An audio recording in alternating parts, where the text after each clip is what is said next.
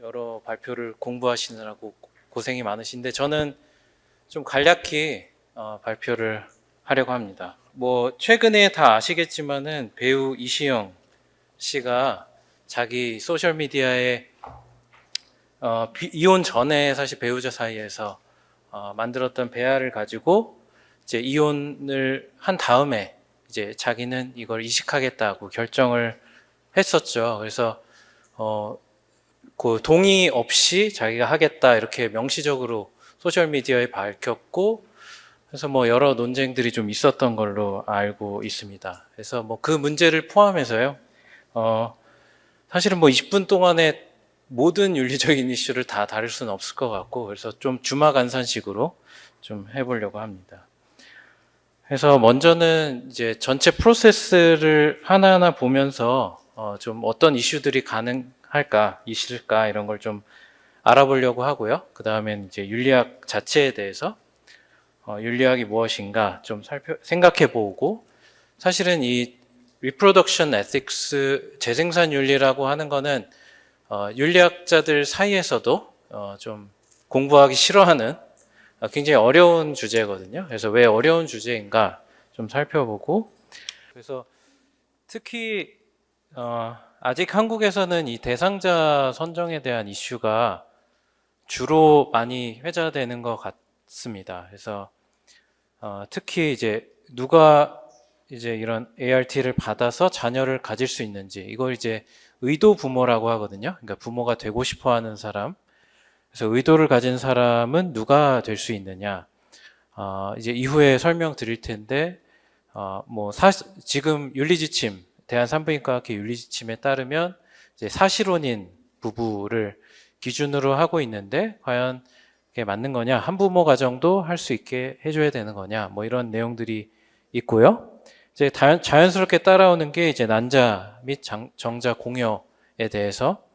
그래서 이제 제일 큰 건 이 기술로 인해서 의도 부모와 생물학적 부모가 다를 수 있다라는 점이기 때문에, 그러면 생물학적 기여를 한 사람은 누가 될 수 있느냐, 그리고 그 사람들한테 적절한 보상을 해도 되는 거냐, 그리고 뭐 예를 들면 특히 미국 같은 데서는 이제 23andMe라고 이제 자기 유전자 검사를 해서 생물학적 부모를 찾으려는 사람들이 있었거든요. 그래서 당시에는 자기 생물학적 친부를 찾으려고 막 소송도 걸고 이런 사례들이 있었는데, 이제 그런 상황에서 대부분의 공여자는 뭐 가정이겠지만 대부분의 공여자는 이제 별로 알고 싶지 않아 하고 알리고 싶지 않아 하는 경우가 많았는데, 근데 이거는 자녀가 이거는 알 권리를 가지는 거 아니냐, 뭐 이런 얘기들도 당시엔 있었습니다. 아직 뭐 한국에서는 막 드러나는 케이스들은 없었던 것 같고요. 그다음에 마지막으로는 대리모 이슈가 있습니다. 그래서 임신 자체가 불가능한 사람들 같은 경우에 다른 사람을 통해서 출산을 하게 할 수 있느냐. 그래서 아직까지 한국에서는 뭐 상업적 대리모 같은 게 불법이지만 미국 일부 주나 뭐 세계 여러 나라, 특히 이 대리모, 상업적 대리모를 통해서 굉장한 돈을 버는 이제 제3세계 국가들이 몇몇 있습니다. 그래서 그런 국가들 뭐 케이스들도 많이 나오고요. 네, 특히 이제 한국에서는 친권이, 저는 뭐 법학 전문가는 아니지만 이제 친권에 있어서 출생증명서가 굉장히 중요하다고 합니다. 그래서 출산을 누가 했는지가 친권 형성에 있어서 굉장히 중요한데, 그래서 사실은 이 대리모 계약을 했다고 해도 사실은 이 출산한 다음에 대리모가 친권을 주장하게 되면 그걸 이제 디나이하기 굉장히 어려운 상황들이 있었고, 실제 판례도 그렇게 났기 때문에 한국에서 과연 대리모가 어느 정도까지 잘 될 수 있을지, 사실 이런 법적인 이슈들도 있습니다. 그리고 이제 좀 더 프로세스를 자세히 보면, 사실 이제 이 엠브리오 셀렉션에 있어서 지금은 PGD를 주로 이제 허용되고 하고 있는 것 같은데, 이것도 이후에 좀 설명드리겠지만 이런 것도 사실은 대상 질환이 뭐냐, 아니면 이 기술 말고 쓸 수 있는 기술들이 있지 않느냐, 뭐 여러 얘기들이 나올 수 있고요. 배아 보존 및 관리, 특히 이제 아까 말씀드린 배우 이시영 씨의 케이스가 이 케이스였던 것 같습니다. 그래서 배아 보존 혹은 배아 이식에 대해서 배우자 동의가 필요한지 아닌지 뭐 이런 이슈들. 그다음에 방금 설명을 해주셨지만 보험 급여 설정 같은 것도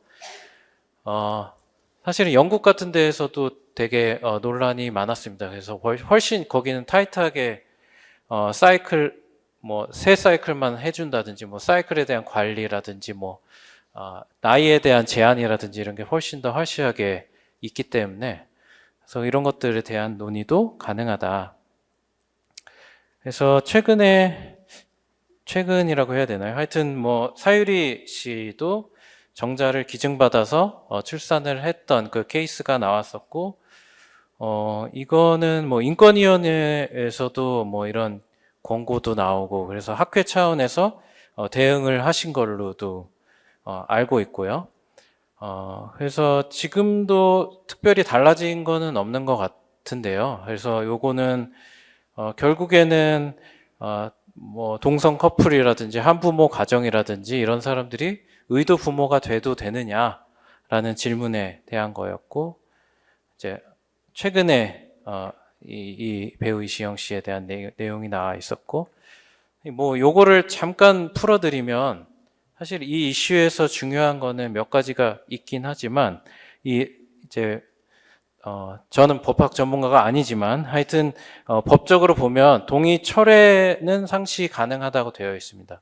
사실은 이혼한 다음에 배우 이시영 씨의 남편이 이런 결정이 있기 전에 배아를 폐기해달라라고 동의를 철회를 했다면 사실 폐기하는 게 맞다고 보는 게 맞고요. 근데 이제 배아를 이식하는 데에 배우자 동의가 필요하다 이런 데에 대한 법률이 없기 때문에 사실 의료기관 입장에서도 법적으로 특별한 규제가 없으니까 그냥 해준 것 같습니다.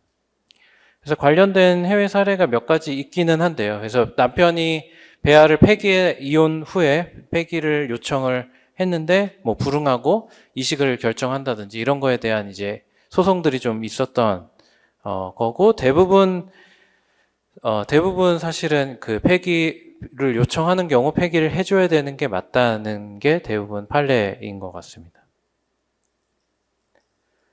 이거 뭐 한국에서는 아직 케이스가 회자된 케이스는 없는 걸 제가 알기로는 그런 것 같은데요. 이제 배우자 사망 이후에 IVF를 통해서 태어난 아이를 이제 이런 부르는 단어가 따로 있더라고요. 그래서 posthumous child라고 하는데, 특히 이 배우자 죽음 이후에 배아를 생성하거나 아니면 죽기 전에 배아를 생성했다가 이걸 이제 사망 후에 이식하는 그런 거를 이제 해도 되는지에 대한 논의들이 있었던 것 같고요. 그리고 더욱 중요한 거는 이제 친권을 가지는지. 그래서 사실은 중요한 게 이게 재산 문제잖아요. 그러니까 사망 후에 자기가 뭐 숨겨진 아들이다, 사망 후에 남겨진 아들이다, 그래서 그 가족한테 가서 재산을 요구한다든지 하는 케이스들이 꽤 있는 걸로 알고 있습니다. 그래서 현재는 법적으로 불확실하다고 되어 있고요. 독일과 프랑스에서는 아예 원천 차단해서 금지하고 있고, 미국 같은 데에서는 뭐 주마다 좀 다른 이제 거가 있고, 윤리 지침이나 가이던스를 보면은 대부분 이제 사전에 동의를 구득을 해라라는 권고를 하고 있습니다. 그래서 사망이나 이혼 시 어떻게 보관할 거냐, 아니면 뭐 되묻는다든지 하는 그런 기전을 좀 갖도록 하는 거고요. 미국 같은 경우에는 뭐 친권에 대해서는 주법을 따르도록. 그래서 뉴욕주 법을 살짝 봤는데 뭐 너무 복잡해서 제가 다 보진 않았는데, 뭐 대부분 보니까 거기서는 유언을 할 때 변호사를 대동해서 자기 재산권에 대해서 뭐 그런 설정들이 없으면 친권은 허용이 안 되는 걸로 되어 있더라고요, 기본적으로. 네, 그렇게 되어 있습니다. 그래서 한국에선 뭐 아직 케이스가 없었지만 충분히 있을 수 있는 상황이 아닌가 생각이 들고요. 그래서 뭐 이런 거에 대해서 뭐 여러 갑론을박이 있는데, 기본적으로 이제 옵트인을 할 거냐, 옵트아웃을 할 거냐. 그러니까 특별히 반대가 없으면 그냥 동의한 걸로 보고 배아 이식을 할 수 있도록 할 것이냐, 아니면 기본적으로 할 수 없되 특별히 동의를 했으면 하게 해줄 것이냐. 그러니까 기본값을 어디로 줄 것이냐라는 문제고요. 그리고 친부모 설정 뭐 이런 얘기도 있고요. 이제 한부모 가정 같은 경우는 그러니까 특히 이제 윤리적으로는 이혼한 다음에 이제 진짜 이 여성이 뭐 진짜 불임이 됐다거나 그래서 자녀를 가질 수 있는 방법이 전혀 없고 이미 생성한 배아를 이식하는 방법밖에 없는 경우에는 좀 허용해 줘야 되는 거 아니냐, 뭐 이런 윤리학자들의 주장도 있고요. 그래서 뭐 이제 관련 이슈들은 뭐 사후에 그러면 정자 난자 추출도 동의할 것이냐. 그래서 이게 뭐 좀 복잡한 문제긴 하지만 대부분 이제 이런 죽게 되는 배우자의 또 부모들이 있는 경우도 있고 보호자들도 있는 경우도 있잖아요. 그래서 그런 사람들이 이런 사후 정자 난자 추출에 대해서 권리를 얻는 게 맞는 거냐. 그래서 좀 갸우뚱할 수 있죠. 그래서 본인이 특별한 동의를 하지 않는 경우에 보호자의 동의를 통해서 이런 추출을 하는 게, 그리고 뭐 아이를 갖게 할 수 있는 게 맞는 거냐, 좀 의문이 들긴 합니다. 그래서 뭐 기술의 측면에서 제가 혹시 몇 분까지 끝내야 되나요? 50분. 50분까지 네, 해주시면 됩니다. 그래서 이제 이 아까 배아 폐기를 얘기를 했지만은 그 배아 자체에 대해서 이건 소중한 생명이다, 혹은 충분히 존중받아야 되는 대상이다라고 생각하는 관점에서는 사실은 PGD라는 것도 어떻게 보면 배아를 폐기하는 행위이기 때문에 이것보다는 유전자 편집이나 유전자 교정을 통해서 배아를 하나만 만들고 아니면 배아의 수를 제한하고 이런 기술들을 오히려 활용해야 된다는 주장도 있기는 하고요.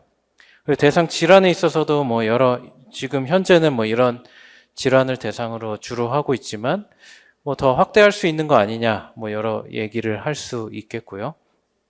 대상자 측면에서도 그렇습니다. 그래서 배아 보존 및 관리는 아까도 말씀드렸지만 동의 철회는 상시 가능한 걸로 되어 있고요. 그러니까 아까도 얘기했지만 결국에는 배아를 하나의 인간으로 정말 대우해야 된다. 혹은 수정 이후에는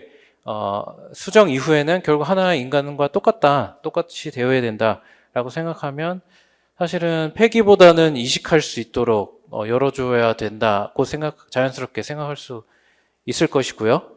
그래서 뭐 IVF 과정에서 생긴 자녀 배아를 이식할 수 있도록 해줘야 된다, 뭐 이런 사람들도 간혹 가다가 있습니다.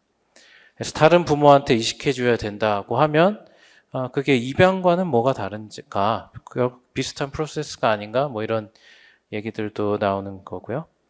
마지막으로는 보험급여 설정에 대해서도 뭐 요새 최근 들어서 여러 얘기들이 나오고 있습니다. 워낙 이제 난임 치료가 고가로 가다 보니까 이제 이런 난임 치료들을 어느 사이클까지 제공을 해줘야 되고 어디까지 급여를 해줘야 되는지 얘기들이 좀 있고요. 그것이 이제 기존의 의학적 치료라는 어떻게 우선순위가 설정돼야 되느냐.